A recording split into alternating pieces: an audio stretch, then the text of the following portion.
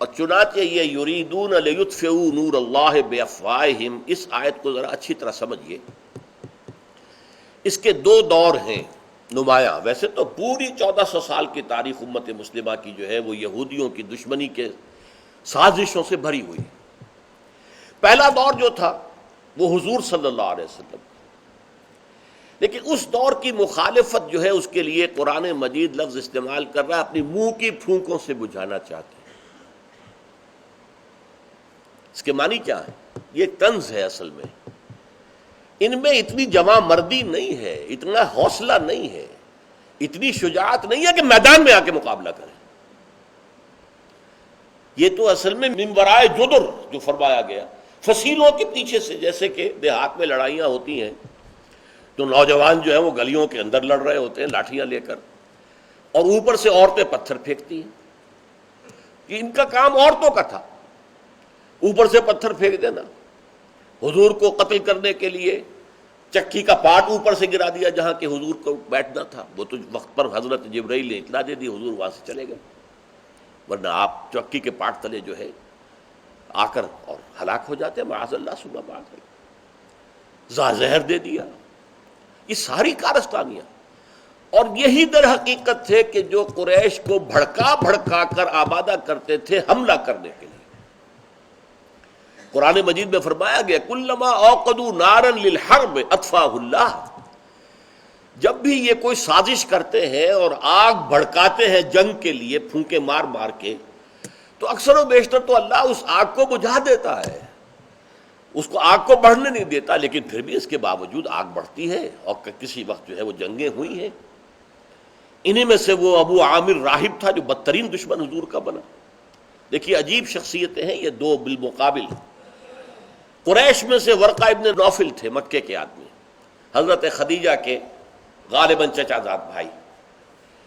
ان کے اندر بھی دین حق کی طلب پیدا ہوئی دل میں، اور وہ گئے شام، عیسائیت کا مذہب اختیار کیا، تورات پڑھی اور اتنی مہارت حاصل کی. کانا یکتب التورات فی العبرانیہ، وہ تورات لکھا کرتے تھے عبرانی زبان میں، جبکہ مکے میں عربی لکھنے والے چند تھے، وہ عبرانی کے عالم تھے اور عبرانی میں لکھتے تھے.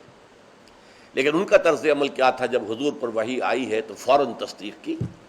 جب حضرت خدیجہ لے کر گئی ہیں کہ ابن عم ذرا ان کے بارے میں سنیے یہ کیا تجربہ انہیں ہوا ہے، یہ کہتے ہیں کہ فرشتہ آیا ہے، غار میں تھے. ساری داستان سن کے کہا یہ وہی ناموس ہے، وہی فرشتہ ہے جو اس سے پہلے موسیٰ اور عیسیٰ پر آ چکا ہے، اور کاش کہ میں اس وقت تک زندہ رہوں جب تمہیں یہ قوم یہاں سے نکال باہر کرے گی. اور حضور بڑے حیران ہوئے، اوا مخرجیہم، کیا یہ مجھے یہاں سے نکال دیں گے؟ کہا انہوں نے ہاں، جو کوئی بھی یہ پیغام لے کر آیا ہے اس کی قوم اس کی دشمن ہوئی ہے، کاش کہ میں زندہ رہوں. وہ زندہ نہیں رہے، کچھ دنوں کے بعد انتقال ہو گیا. اسی لیے انہیں صحابہ میں شمار نہیں کرتے، نوٹ کر لیجئے. حالانکہ تصدیق انہوں نے کر دی حضور کی نبوت کی. صحابہ میں کیوں نہیں شمار کرتے؟ کہ ابھی حضور کی رسالت کا دور شروع نہیں ہوا تھا، آپ کو تبلیغ کا حکم نہیں ہوا تھا. تبلیغ کے حکم کے بعد تصدیق جس نے کی ہے وہ صحابی کہلاتا ہے.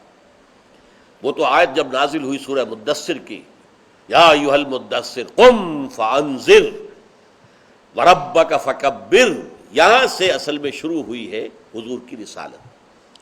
اس کے برعکس کردار تھا ابو عامر خزرجی تھا. یہ اس کے اندر بھی جذبہ پیدا ہوا نیکی کا، یہ بھی گیا شام گیا، عیسائی ہوا، راہب بن گیا، بہت تعلیم حاصل کی، لیکن یہ بدترین دشمن بن گیا محمد الرسول اللہ صلی اللہ علیہ وسلم.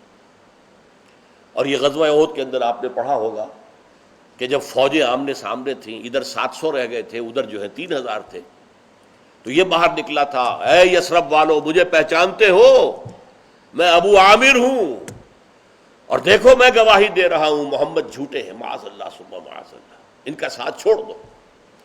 صحابہ نے کہا لعنت ہو تجھ پر، دفع ہو یہاں سے. اس کے بعد بھی مسجد زرار بنائی گئی تھی منافقین کی جانب سے اسی کو پناہ فراہم کرنے کے لیے کہ گاہ بگاہ یہ آئے وزٹ کرے یہاں نفاق کے فتنے کو ہوا دینے کے لیے. تو اس کے لیے کوئی جگہ تو ہونا جہاں یہ لوگوں سے مل سکے. یہ اصل میں سازش کا اڈا مسجد زرار مسجد کے نام سے بنایا جا رہا ہے، جس کو کہ حضور نے غزوہ تبوک سے واپسی پر جلا دیا. تو یہ دور جو تھا یہودیوں کی طرف سے جو حضور کی مخالفت ہوئی، اس کے لیے الفاظ بڑے پیارے ہیں، بے افواہہم، اپنی منہ کی پھونکوں سے، میدان میں آنے والے نہیں ہیں، یہ مقابلہ کرنے والے نہیں ہیں، یہ ان کے اندر شجاعت نہیں ہے، ان میں مردمی نہیں ہے، مردانگی نہیں ہے۔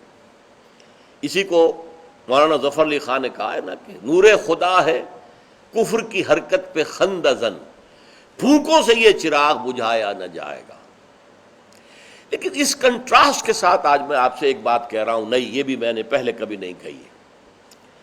اب جو یہ دوسرا دور شروع ہوا ہے، اسلام کی نشأت ثانیہ، غلبہ اسلام کا دور ثانی اب ہونا ہے۔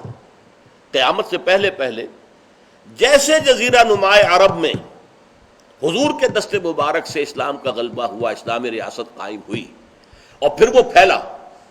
خلافت راشدہ، تین خلفاء جو ہیں، ابو بکر، عمر، عثمان رضی اللہ تعالی عنہم اجمعین، ان کے دور میں اس وقت کی جو متمدن دنیا تھی، ابھی امریکہ کا پتہ ہی نہیں تھا، افریقہ کا بھی اکثر حصہ تاریکی میں تھا، کون جانتا تھا کیا ہے وہاں، جنگلات تھے اور وحشی آباد تھے، اور وہ ان میں اور درندوں میں کوئی فرق نہیں تھا۔